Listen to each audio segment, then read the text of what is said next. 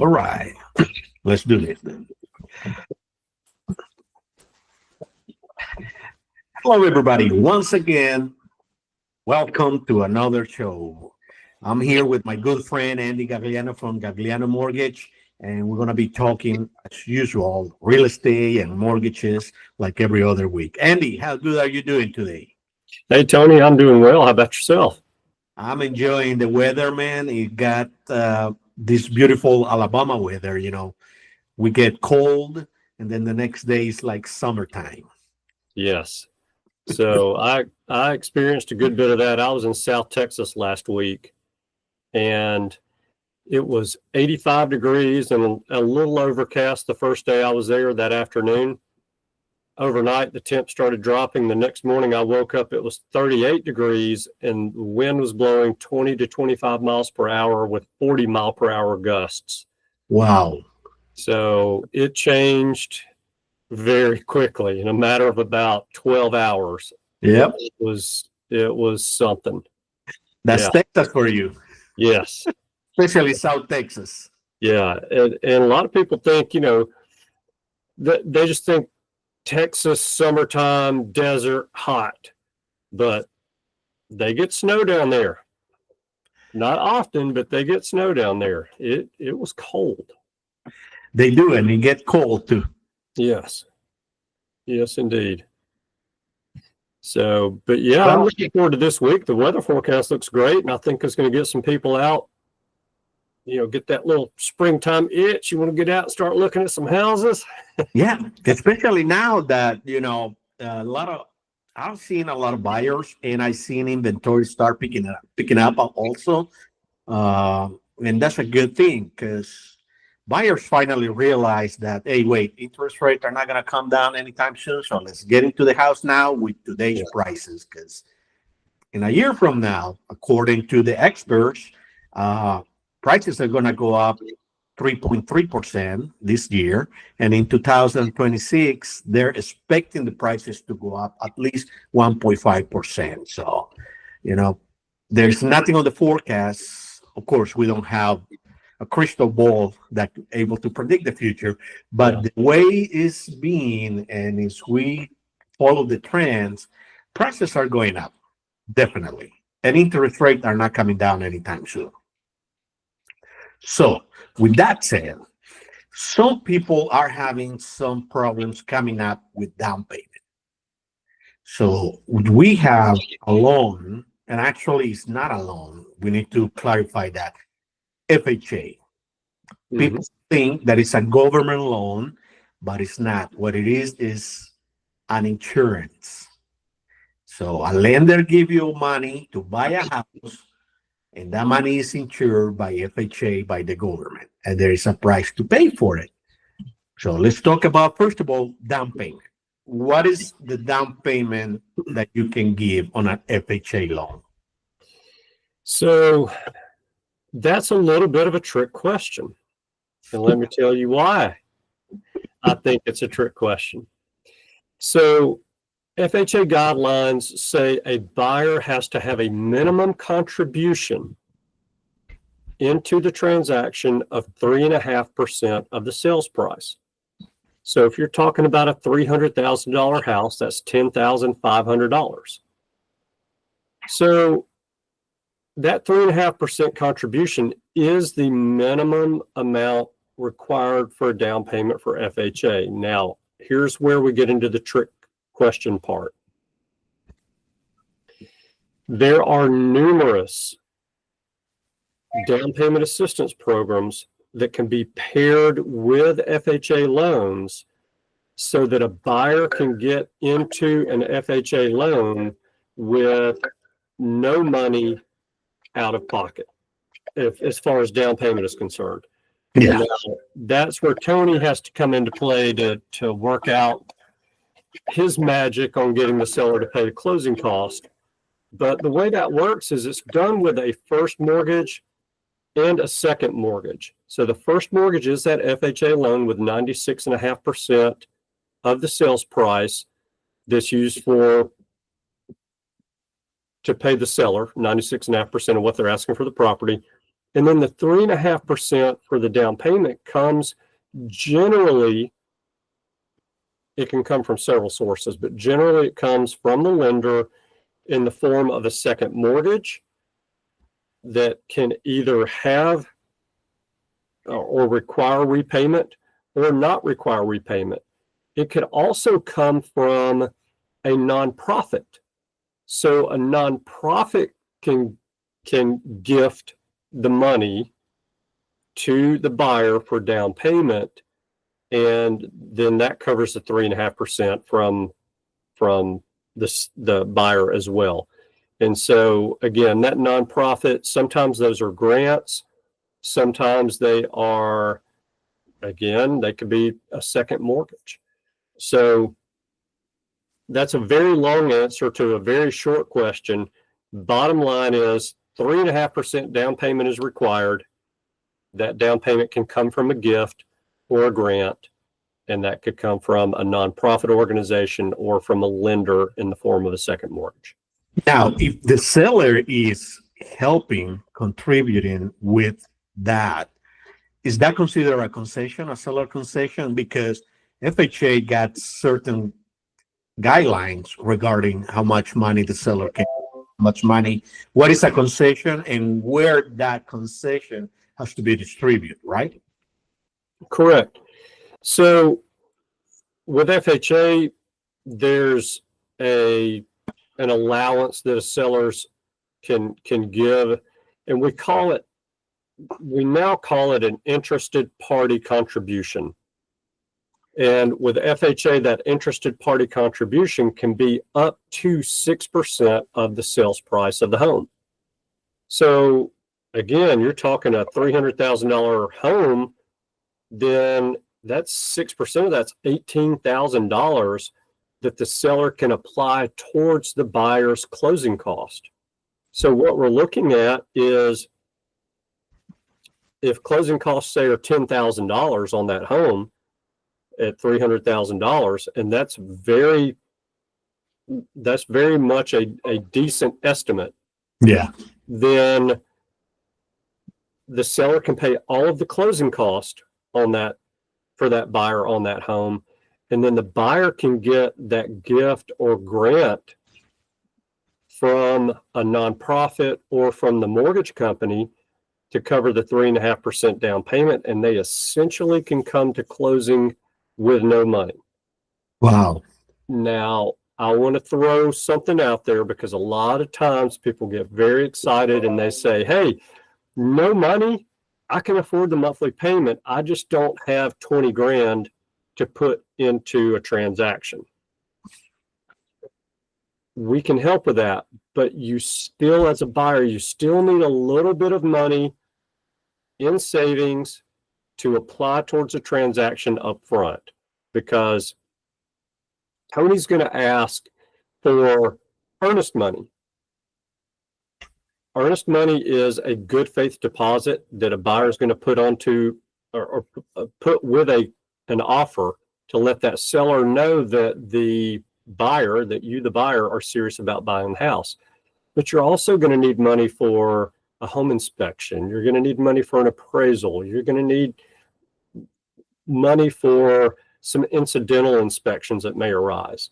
So just because we say you can come to closing with no money, that doesn't mean you don't need some money into the transaction along the way, along the process of buying that home. Yeah, that is correct, because usually, like appraisal has to be paid up front. Most of the cases is paid up front. Your credit application also is paid up front most of the times. And so that's some of the money that needs to come out. Inspection, when you do inspection in the house, that's money that's coming up front that you have to pay right there, regardless if you close or not. I really don't know that many or any inspection company or inspector, property inspector, that will say, yeah, no problem, we're going to inspect the house and you can pay us when you close. Because what if it doesn't close? So who's going to be responsible to pay that money, correct? Yeah. So that definitely it is it is something to help the buyers, especially right now, and if the prices are raising. So one of the requirements that they need when it comes to credit, there is a credit score that FHA require, but also the lender has their own guidelines. So FHA can say you have to be 500 credit score, but the lender who's giving the money would say, that's good, but we have our guidelines and we require at 640, at 680, at 580, depends. So what is the credit requirement right now just for FHA without considering the lender's requirements? Yes, so FHA says we don't have a minimum credit score. That you probably heard the sigh. That causes a big hesitation on my part. They're partly not lying. Yeah. Because they want to look at the entire picture for that loan. So I'll give you a great example, Tony, because I just got somebody pre-approved today. Her credit scores, let's just say it's 550. It's in that range. She's been on her job for a long time. So here, let me walk back a little bit. Let me do it this way. When I was a kid, anytime I had to make a tough decision, my mother or father would say, take that piece of paper, go get a blank piece of paper, draw a line right down the middle of the paper, and the upper left-hand column, put a plus, and the upper right-hand column, put a minus, and every reason that decision would be a good decision, put it in the plus column, and every reason that decision would be a bad decision, put it in the minus column. Let's just use that as an example. So what we have as a minus is that credit score of about 550. But what we have in the plus columns are she's been on her job for a long time. She has some money in savings. She has a home that she owns currently that she's going to be selling and making a substantial down payment from the proceeds of that property on the new home that she's buying. And she's going to be paying off some debt from the proceeds from the sale of her house as well. So those are all pluses, and those pluses outweigh that minus.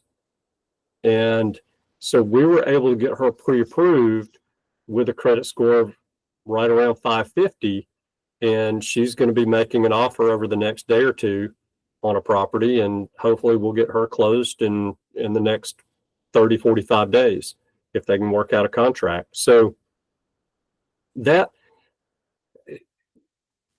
if you take that example and then contrast it with someone who has a 550 credit score but has no down payment, they've changed jobs 3 or 4 times in the past 2 years, they've got a lot of debt, then we've got a lot of negatives in that case and very few positives in that situation or that scenario. So that person likely is not going to get approved. So even though I said FHA is not really telling the truth when they say they don't have a minimum credit score, they are kind of telling the truth. They don't have a blanket cutoff on a credit score that they published anywhere. Yeah. And I think also one of the reviews is what is called the ability to repay the loan. That also has to do a lot with how these loans get approved. I mean, if the client, to protect the client, is actually part of the protection for the client is to make sure when you guys review all the requirements and all the paperwork they bring to you guys, make sure this person is going to be able to repay the loan, that is going to be able to make those monthly payments without falling into a financial situation.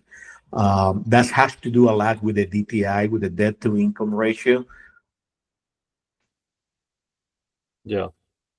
So it's I think it's fascinating that people don't really understand some things because they listening to, my uncle who bought a home 10 years ago. And guess what? Now here in Birmingham, we have a new purchase contract with different clauses and some other more clear situations. But it's new. It's totally different than 10 years ago. Yeah.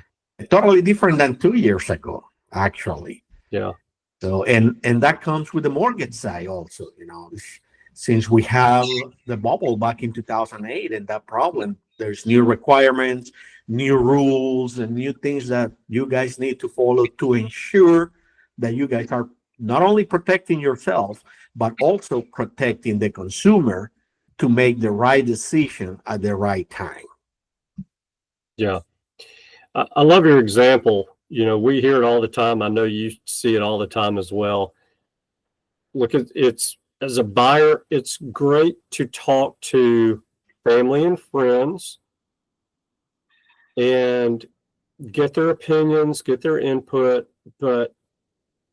And I'll also say it's great to do your research online so that you are informed. But I want to say you have to know your sources. Yeah. And Tony deals with real estate all day, every day. I deal with mortgages all day, every day. If you ask a question and we don't know the answer, we're not going to make something up. We're going to get the correct answer to share with you. Whereas your uncle or your neighbor or your best friend at work, or your daddy, usually it's dad and mom who get involved. Yeah, and they don't intend to tell you something wrong. Correct. It just, maybe they don't remember correctly from the last time they bought a home 10 years ago, or, hey, if it's your uncle and he's owned 100 homes, but the last one he bought was 30 years ago, things have changed drastically since then. Yeah. So you have to know your source, and just, there's a lot of really, really good information online, but there's a lot of it that is not true, that is not accurate. There's a lot of it that's specific to certain parts of the country, certain regions of the country. So always look at the dates that article's been posted online, but ultimately fall back on your true professionals. And that's Tony, that's me, and we will be glad to tell you the answer to your question. And we're not going to put any pressure on you to do anything. We just want you to be informed. We want you to do something when the time is right for you to do it. That is correct. And that's something that I always tell my client, when somebody tried to mention an article they read, I'm like, what's the date on the article? Oh, yeah. Then we discovered it was 2-3 years ago. Yeah. Dude, this has changed a lot. And like you, Andy, I just want to reinforce what you said. You and I, we are professional in this, and we care more about our client. We don't pressure anybody. We don't make you sign anything. We want you to get into a house that you love and that you're going to be happy, because at the end of the day, you guys are the ones who are going to be making the payments, not Andy, not me. You guys are the ones who's going to be living in the house, not Andy, not me. But what we want is when you walk into the house, take a deep breath and say, thank you, Tony. Thank you, Andy. And you call your friends and say, Tony and Andy help us in this. They were very patient and they guide us to do the right thing and to take the right steps for home ownership. Yeah. So, Andy, people wants to work with you. They want to know about mortgages, FHA, and get more information and make sure they qualify and to know if it's the right time for them to buy a house. How can they contact you? Yeah, so I can be reached in the office at 205-979-4412. I'm at extension 1. How about you, Tony? Well, if after you talk to Andy and Andy say, 2 thumbs up, Tony, he's ready to rock and roll, we're going to rock and roll. We're going to do it the right way, and we'll find a house for you. And remember, just be patient, because we're going to find it. And you can call me at 205-370-3248. So, Andy, once again, thank you for being with us this week. And I hope to see you next week. And we're going to continue talking about all these topics and see how else we can help our client. That sounds great. I'm looking forward to it. Thanks, Tony. Have a great week. You too. Take care. All right. Bye.